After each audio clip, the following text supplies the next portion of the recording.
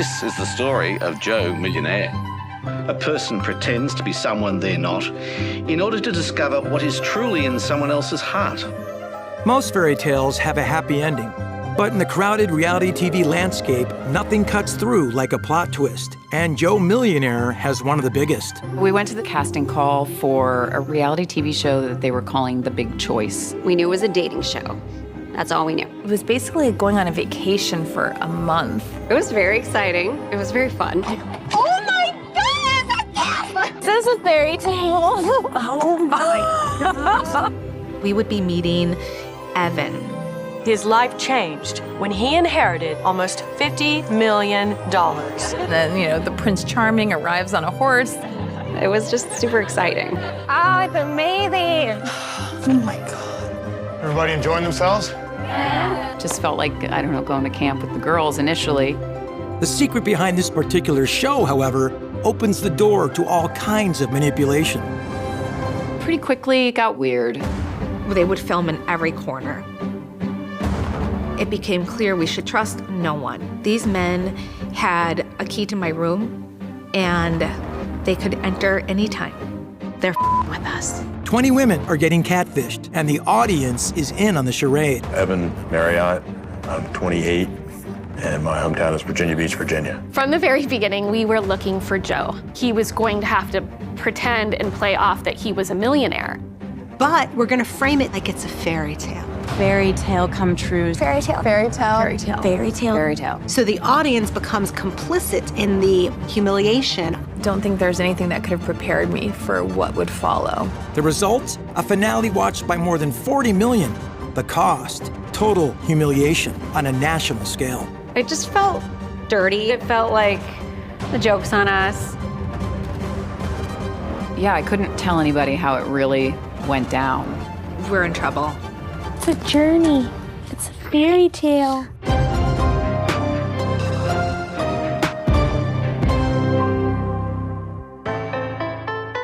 In the early 2000s, real-life soap operas are king, and audiences are chomping at the bit to get a peek inside the intimate moments of a couple's journey.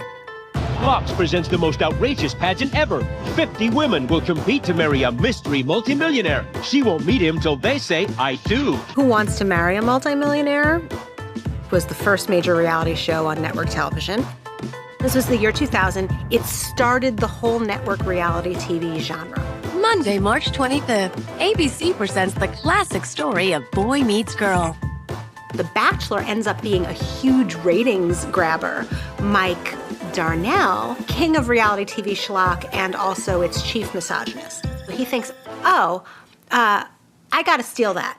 As Fox's VP of alternative programming, Darnell is looking for a bold new idea that can help his network outperform its rivals in primetime. We had done Temptation Island and, The Bachelor was out at the time, and we were just thinking, what could we do that sort of takes it up a notch? It was sort of the Wild West in that we started to see more gimmickry and kind of upping the stakes. Mike Darnell, so he thinks, okay, most women in general are gold diggers and not to be trusted. Let's make fun of them together, but we're gonna frame it like it's a fairy tale. A plan is hatched to create a dating show with a hidden agenda, which isn't included in the casting call. At first, all I was doing was searching for single, beautiful, charismatic women who were willing and interested in being on a new reality show. And the hair looks okay? Everything looks all right? Okay. Thank you. I was very intent on finding love. All my friends were married by then, and maybe having babies already too, and so I felt like, I gotta get this show on the road. So I wanted to find somebody.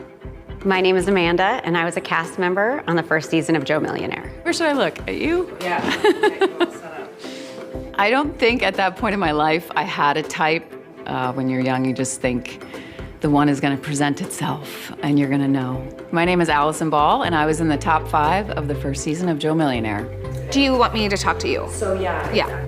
I wasn't going in hopes to find the love of my life. I think the biggest takeaway is that I was in hot pursuit of my acting career at the time. I thought, well, gosh, this could be a really big break. My name is Melissa, and I was one of the finalists on Joe Millionaire. I remember the call vividly. A few simple questions: are you adventurous and are you single? And I do feel like I'm a little bit of a romantic. My name is Zora, and I was the winner of the first season of Joe Millionaire. The cast is told they're bound for an overseas romance, but not much else. The premise was pretty vague at the time. I knew there were some romantic connotations, but that was really it. Really, all that they know is that they will get the opportunity to go to France, to live in a beautiful mansion, and have the opportunity to date a bachelor. My goal was to get on the show. It's such a great opportunity. You're gonna be like Barbie in Europe. So I received the contract, and on the contract, the title of the show was called The Big Choice. I remember seeing that. We are to kiss the bachelor, the man, if asked to. And it takes a lot to faze me. Besides that it was a dating show and that it was on location out of the country, that's all we knew. I very much remember getting to the airport and all of a sudden the wave of fear hit me of, what the am I doing? The show flies a cast of 20 excited women to Europe. All they really know is that their Prince Charming is already there, waiting for them. We landed in France, and we were told to find a person holding a sign that said The Big Choice. We were whisked away to the countryside, and we rode up in a horse and carriage. The producer, you know, he kind of talked to the girls before you would go, you know, and this was like your first time in front of the camera. And I just remember him saying, okay, girls, we want big reactions, big reactions. Oh my God! It was the start, and that's where you realize, okay, I'm on camera, you know, here we go. I could get used to this. Oh my gosh. Just being there in this beautiful atmosphere, I really enjoyed that. Oh my God. I think that they wanted just to get our genuine reaction. This is a fairy tale. It was very surreal. Is that where we're staying? That is where we are. Oh my God. I've never experienced anything like that. I've never been to Europe. And so when I saw the chateau, I mean, it looked beautiful. Alex McLeod, who is the host of the show, gathered us women and said that we would be meeting Evan. It's the moment they've all been waiting for. For producers, it's time to bait the trap. The gentleman you are about to meet is very wealthy. His name is Evan Wallace. His life changed when he inherited almost $50 million. When they announced that he had inherited all this money, it felt like, that's weird. Why are they announcing that? I believed everything that was presented to me, that Evan was an heir, that he had a butler, that we were in his chateau. They put us on a set of stairs and he came up on a horse. The main thing that was going through my mind was, oh God, please don't fall off the horse. Paul, how you doing? Everybody enjoying themselves? Having a good time? Good. I'm glad. He was tall and just attractive and seemed really charismatic. He's very smooth. Not too smooth, like cheesy smooth, but good smooth. It's like, oh, he's smooth. I thought that's what I'm supposed to say. Good morning, ladies, and welcome to the Chateau. We'll take you to your rooms now. With the meet cute in the can, the cast are eager to find out what the show has in store next. We met with the director, and he talked to us about what production was gonna look like. There were lights everywhere. I mean, the chateau was set up where they would film in every corner. They introduced some people that were on the production. We met the attorney, and we were also introduced to Dr. Barry. And we were informed that Dr. Barry was, you know, a psychologist, that he was there on set. We could certainly talk to Dr. Barry anytime we needed to, but they did need to make sure that we understood that anything we told Dr. Barry wasn't confidential. As producers lay out the ground rules, seeds of doubt start to take root. Yeah, I mean, it definitely rang an alarm bell that we all had different impressions of what we were about to be a part of. What better way to formally introduce you to Evan than by throwing a ball? The first night there was supposed to be a ball to introduce us to Evan. But the glamorous ball is really a setup for a Hunger Games-style gown hunt. They asked us to bring a ball gown or a formal dress. So we all brought formal dresses. And then they announced that we were going to have dresses to choose from. They have all of our sizes, so had they wanted to make us look good, they would have had dresses in our size assigned to us, or we would have been able to pick from 100 dresses. But no, it was exactly 20. I do have to announce it for you. But it's very simple. You have 30 minutes in which to choose your dress. What are we gonna do about this room full of dresses? 20 women, 20 dresses. I campaigned for everybody to go in as groups of 4. 6 through 10, I'll go second. 11 through 15, I'll go third. And then Dr. Barry came in and he told me to stop it. Melissa, stop it. We're all going in at once. When that happened, I was like, wow, Dr. Barry's watching us. He is watching everything. Is just meant to make women bicker and look catty and look petty. Why would you do that? They want me to freak out. It was a herd of cattle. Oh my gosh, they're gone already. I know. Gown selection brought out in the girls characteristics of their personality that we previously hadn't seen. No, it's not okay. The dresses aren't all in the right sizes for the women, which is absolutely an intentional choice. They're creating these manipulative and inherently humiliating situations, and it's a false premise. But they have the power, and those women didn't. This color is The dress experience was a big hint of they're with us.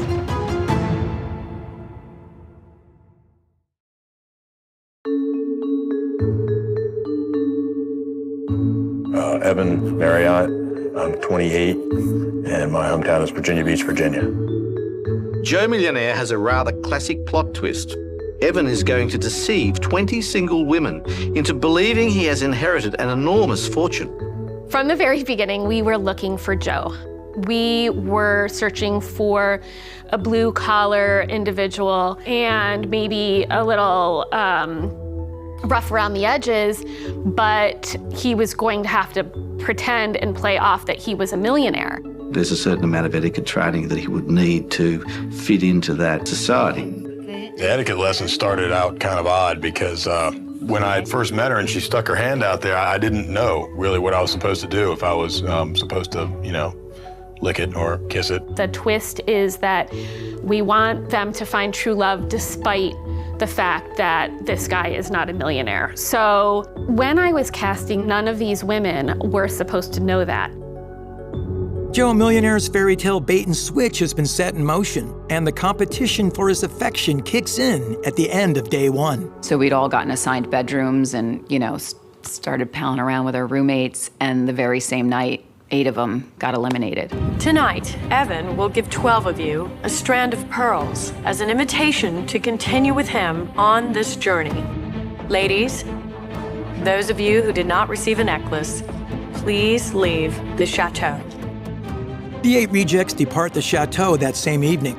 They're still in the dark as to Evan's true identity, as are the 12 that remain. It's something producers are determined to hide at all costs. The round of women that got eliminated in the first night, they left together and they immediately started partying and having a good time. Their antics got us all kind of extra locked down. The producers were afraid that that the media will, find out our location, find out what's going on. A couple of us tried to go for a morning run or something like that, combat jet lag, and we got chased down the street by security. We weren't allowed to go out on our own on sort of under lockdown. There were cameras in all of our bedrooms that I believe were motion detected. So if you got up in the middle of the night, a camera would catch you doing it, and a crew member with a camera would come running. They appeared to have gone through our bags, make sure we didn't bring any of the contraband. We weren't allowed to bring phones. Like, you can't have any contact with anyone back in the US. And the producers immediately confiscated all of these postcards, and they said, oh my gosh, you cannot send anything. So I think at that moment it really hit me like, oh wow, like we're in like this concealed like location, and it's really like top secret. Trapped together, Day 2 offers them a new opportunity to woo their millionaire bachelor on a day out in the intoxicating French countryside. Well, good morning, ladies. Well, today's the day you've been waiting for. It's the day of the big date, and off you'll be going with Evan. Evan is an outdoorsman, and with that in mind, I'd suggest you return to your rooms and dress more appropriately, as you will be outside on your date today. We were going to get to go horseback riding, which is something I love to do. So, like, yay, I'm going horseback riding in France. Truth is, I've had to work for everything I have, which isn't much, so just want to see if they can roll with it and do a little hard labor. We're going to clean some stables. Great. Okay. We've had to do some menial labor beforehand. Like, before we got to ride horses, we had to muck the stalls. I had this feeling like out of Diana and Heidi, I could see these thoughts in their mind like, why am I here? I just felt like, oh, there's some level of like humiliation meant to be happening. It just seems like you're trying to create these scenarios like, what wouldn't a woman do to get a rich guy? You know what I mean? I've done manual labor for it. It's not a big deal, but like, why? Yeah, why would producers have you do something like that? Okay. Just put on a happy face and shovel some flop. It wasn't exactly like, yay, I get to come to Europe and shovel horse doo-doo. All the way from America to shovel. This isn't glamorous. I don't know what it is. Ooh. Those stables smelled pretty bad. Zora, being the animal lover that she is, really kind of took to the date and really dug in. And Allison, I didn't get to talk to Allison much because she wanted to lead, which is great because I like girls that like to lead. By the second episode, the audience is getting a glimpse into the cast's true personalities, and a classic storyline is shaping up between Zora and another rival for Evan's heart, Sarah Kozer.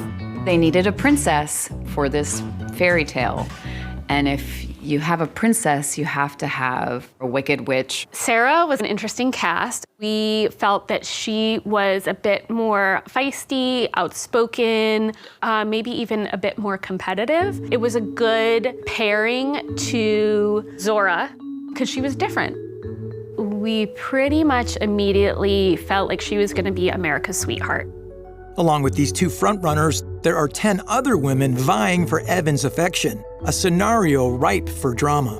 The producers, they had a bit of power because they were behind the camera, and I felt like they were pulling the strings and making the decisions of who is going to stay on the show. I think there was constantly coaching of Evan to make certain selections potentially to choose the people that they thought were going to make the most interesting show. The group date ends, and as Evan chooses who goes forward, Amanda fails to make the cut. Zora, Allison, Melissa, Sarah, Melissa Joe. I was a little prepared to not move on. There was no spark between us. There was no opportunity to have a spark between us, and I was okay with that. But one of the early favorites, Dana, is also shown the door, which raises more eyebrows, leading to a rumor she's got inside information about their charming host. None of us can believe Dana's not staying. That is just shocking. I have suspicions why they didn't pick Dana, because she had information about how he existed in his real life. And there were implications that he had a sugar mama. And the woman who did have personal knowledge of him was quickly eliminated. The limousine is here and it's time to depart.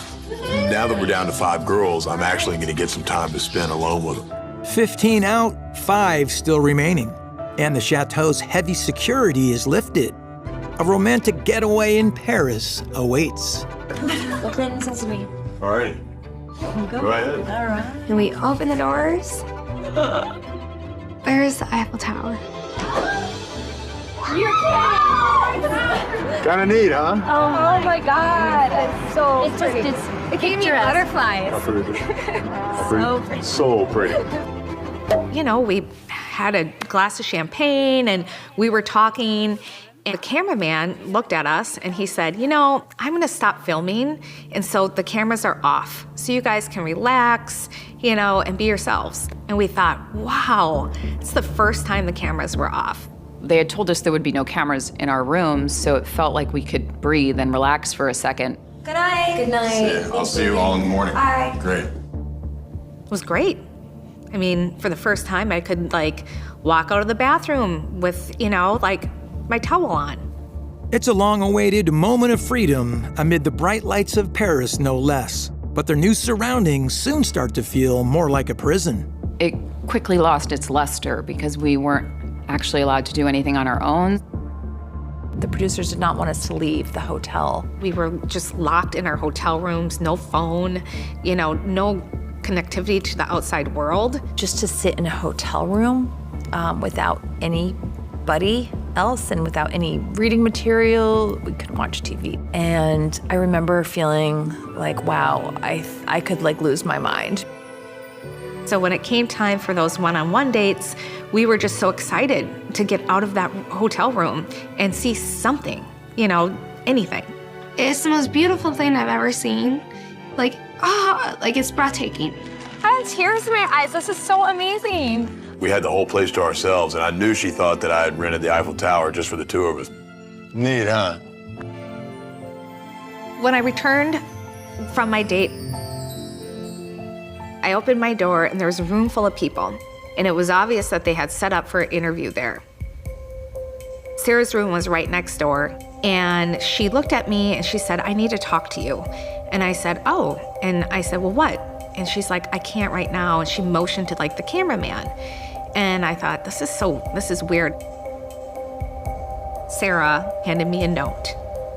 And the note said, when I was on my excursion with Evan, that their cameramen were setting up for my interview, and that Sarah heard them in my room, and they were talking about my underwear, and they were talking about sexual acts. They were extremely inappropriate and violating. And, you know, it was just a complete invasion of privacy. They have access to you at all times. They have your key card. We were writing down on a notepad what happened. As we were writing, all of a sudden the assistant producer opened the door and they came in and they said, you can't be writing. And I said, how'd you know we were writing? How did you know?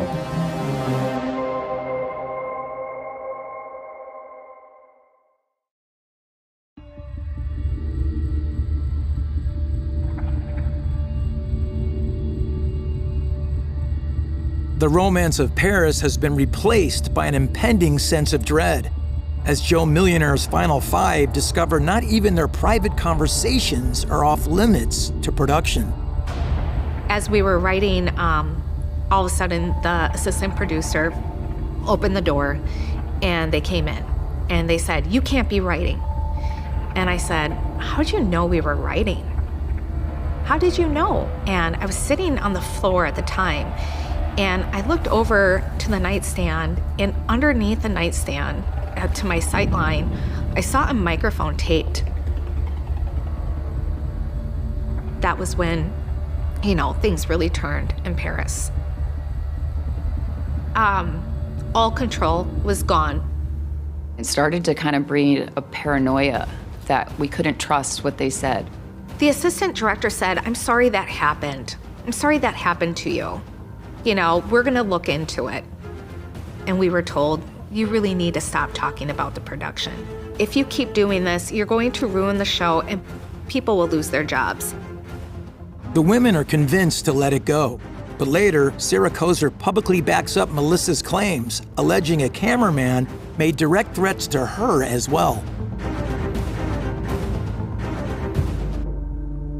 I mean, we'd signed a contract and they'd flown us there, and you know, we just felt pretty disempowered in terms of like being able to leave a bad situation on our own. We were scared that there would be retaliation. I don't have my passport. I don't have any money. I have no way to leave. I felt there was a level of coercion happening. Real culpability, the accountability we need is from the producers, the production companies, and the networks who know exactly what they're doing, who have all the power in the situation. She has no power in this situation. It's even worse to realize like we were kind of prisoners to the process.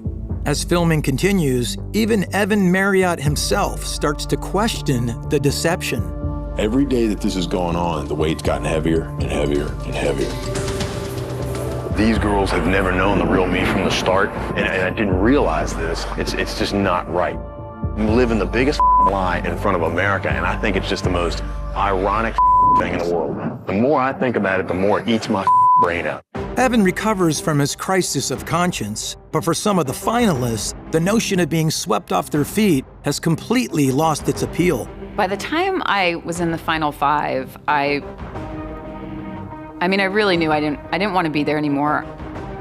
At that point, Evan started just telling me bold-faced lies based on anything I had showed interest in. I thought, this is the first solo date with Evan, so if the producers won't release me, this is my opportunity to ask Evan directly to not choose me. I could really tell that Allison and I weren't connecting. She had this look of, like, total disgust on her face. You know, that look you get when you've eaten something bad. You could tell her mind was somewhere else. You know, it wasn't with me. What are you thinking about? Nothing, I'm just taking it all in. Do you think it's worth going on to see if we have a chemistry? Yeah, I don't think so. No? No. Good evening, ladies. It's been an adventure. When the next elimination rolls around, Evan takes the hint, and Allison is cut. All the women were wonderful people, and we did our best to like lift each other up, and that was probably the best thing about the show, was meeting some of those women. After Paris, Melissa and Zora, along with third finalist Sarah Kozer, return to the chateau, where the mood is noticeably different. It was really strange to be back at the chateau, where there was once so much liveliness and chatter and gossip and just, women. There was 20 of us. It felt very empty. Paul, bring it out. I know something. Eliminations are tomorrow. We started this fairy tale with 20. Tonight, we'll be down to 2. I didn't have feelings for Melissa, and that's, she was cute and everything, but there was just something not there, and I couldn't put my finger on it. Yeah, when I found out I was eliminated, there was a bit of sense of relief. Like, okay, job's done. But you can't make a quiet exit, as producers push her to be emotional over her rejection. So once you get eliminated, you go in for a very long interview. And I was in a really quite chipper mood, and it bothered the producer of the show. My mom was ill. At the time, she had had several strokes, brain aneurysm. He knew my relationship with my mom and my sister and how important that was. And so he knew that he would get an emotional response from me if he brought up my family. Okay. He had asked me, how do you think that your family would feel about how you did on the show? I had a good time, yeah.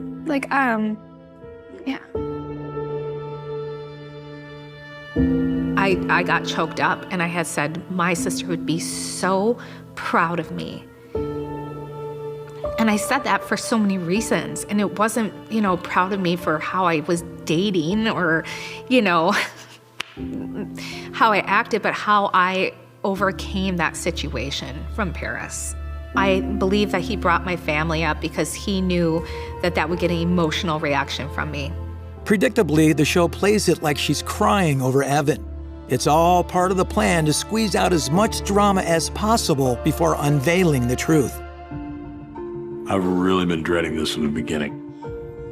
It's down to 2 girls, and I have to pick one of them and and tell her that I've been lying this whole time, that I'm not who she thinks I am.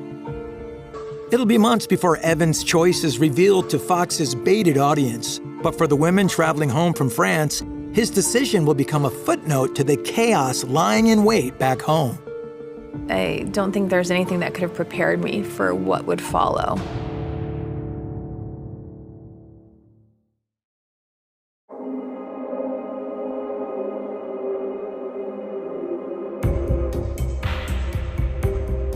Before some of Joe Millionaire's cast have even left France, the reality of what's about to transpire comes to light. We were on a train ride to Paris, to go to the airport. And the producer of the show had informed us that she would be letting the other women know when the show would be airing and that the show would be called Joe Millionaire. I was surprised. I thought I was on a show called The Big Choice. I get a phone call. It was an LA number, and I answer it, and there was a man on the other end, and he explained that he was an editor and that he was sorry. And he's like, I really can't talk about it. I have to go. I'm like, no. Like, what is gonna happen? It was Thanksgiving Day.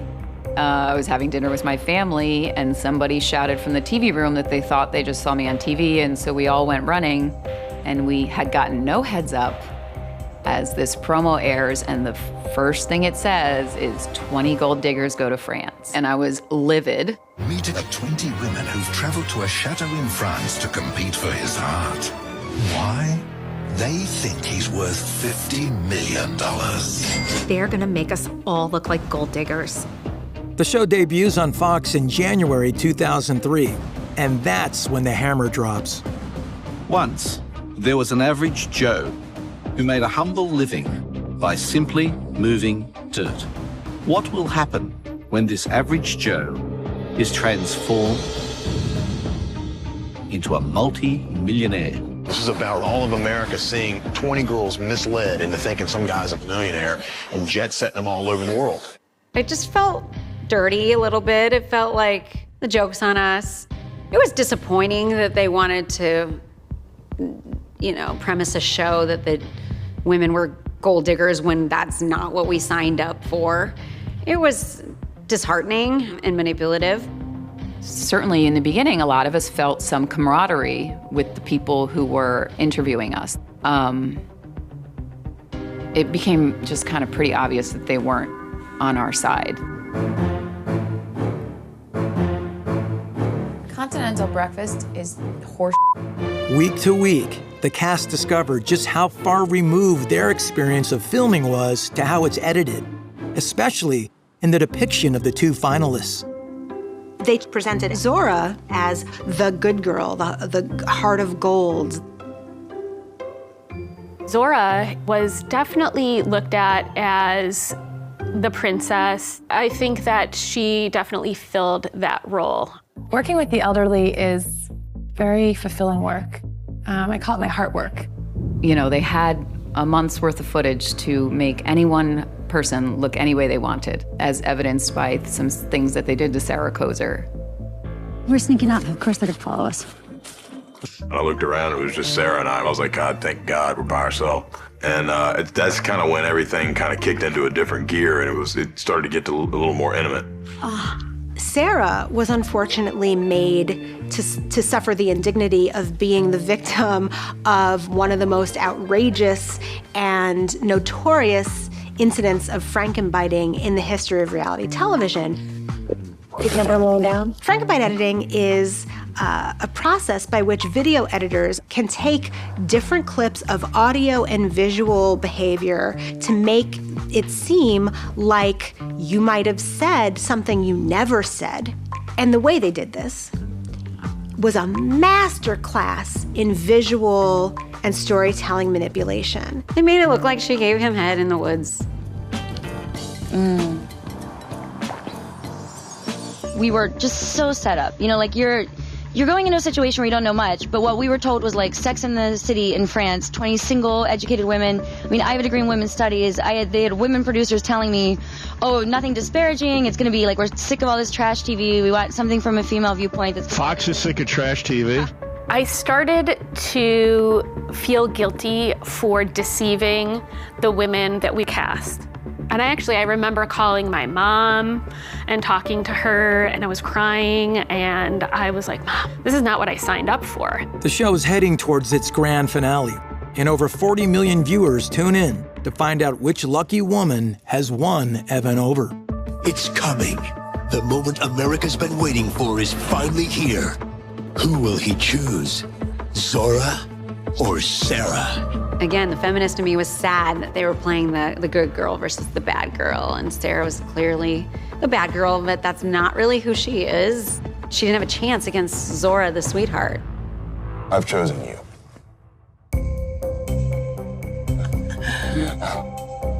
Then comes Evan's big moment of truth. What I'm going to tell you now is going to be somewhat of a relief, and it'll let you better know who I am as a person, okay? I didn't feel tricked. I felt so relieved. I don't have $50 million. And it was just like, wow, like you're just like a real regular guy, and that's wonderful. I mean, I was the one that chose to go on the show. You know, nobody forced me to go on this show. Was I naive? Yes. Am I still naive? Yes. But, that was the premise. To the journey after France. Exactly. I agree. It's the ending producers made the audience dream of, with one final twist. Now, all good fairy tales must have a bit of magic. And Evan, this is something even you don't know about. I now am going to make you, Evan, Zora, instant millionaires. Evan and I are presented with a check that we will share $1 million. And that was just completely overwhelming. Then they gave out the money, and I just remember like, what? Now I should have played the game better if I was gonna get $500,000. The good girl becomes a princess, lands her down-to-earth Prince Charming, and they both go home with a fortune. But is it really a fairy tale happily ever after? And the thing that was odd was like I never really could tell. Like I don't know that he was into me. He never once said, I really like you and I would love to get to know you outside of this. He never said that. I never said that to him. Evan and I never dated.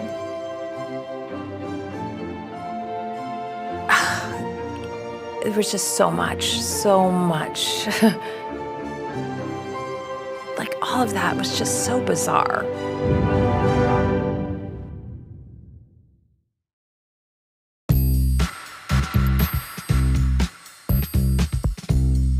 You think Zora's hot? She's fat. Zora is a little bit chunky, yeah. It is a show. I've got to take the ones they've given. Oh, so you haven't fallen in love by any stretch of the imagination. I remember it being very negative towards women at large. He really became responsible for propagating this narrative about the women after the show and when he was doing press. Joe Millionaire. Joe Millionaire. Joe Millionaire. For Evan Marriott, his $500,000 payday comes with a large side of overnight celebrity. Oh, I think you made the right choice. Evan Marriott, Joe Millionaire, here he comes. Evan Marriott. Appeared on Broadway in a show she co-wrote called Fun City. Agree. Right, next. Evan dated Paris Hilton.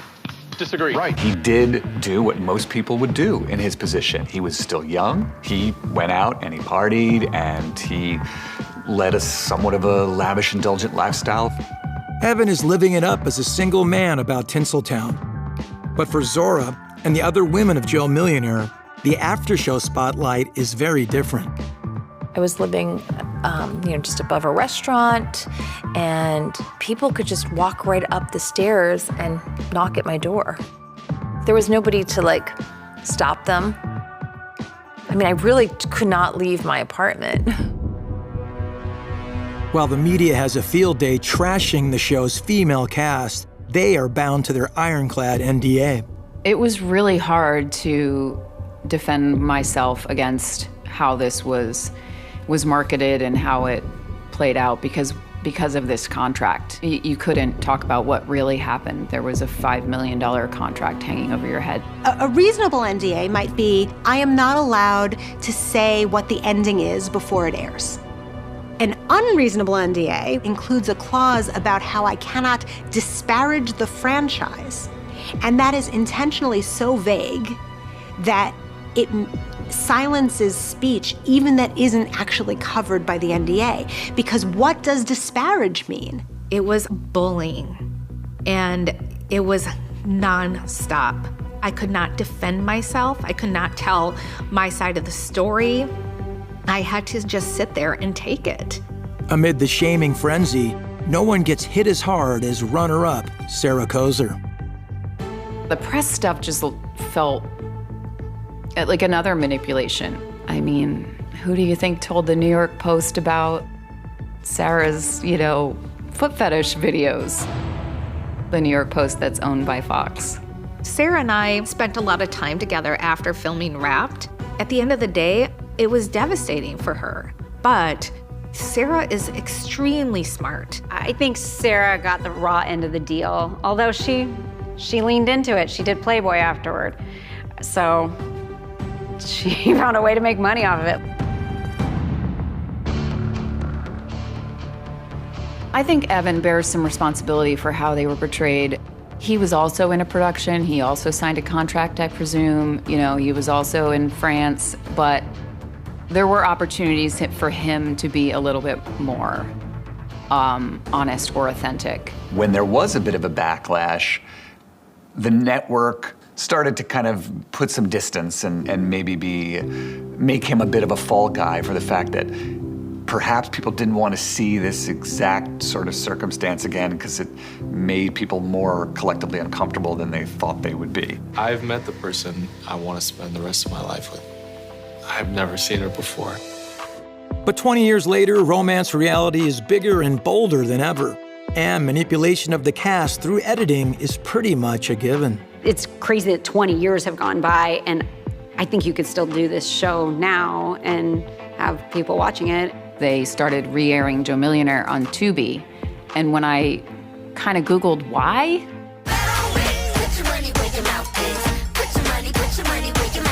that's when I read that there was a reboot with a equally gross premise. Stop! Apologies. Let's go back a bit. 20 years ago, Fox created something groundbreaking, Joe Millionaire. Right, it was something about two men and one of them's rich and one of them's not, or something like that. No, I didn't watch that. I think it was my mom that had called me and she said, Melissa, they are relaunching Joe Millionaire. And I said, what? I mean, I just couldn't believe it. I was floored. Wouldn't you think that more progress would be made in 20 years? I apologize that I had anything to do with this and that I was someone who was convincing them to do this, especially if it ended negative. I was not doing it to be hurtful or deceitful. I was doing my job. Joe Millionaire will always sit alongside The Bachelor as these two game-changing, tentpole reality gambits of the early 2000s that, for better or worse, we still find ourselves completely consumed with today. Yeah, I just was glad Zora benefited from it. And even Sarah, she figured out a way to profit from it, and good for them. I'm rooting for the girls.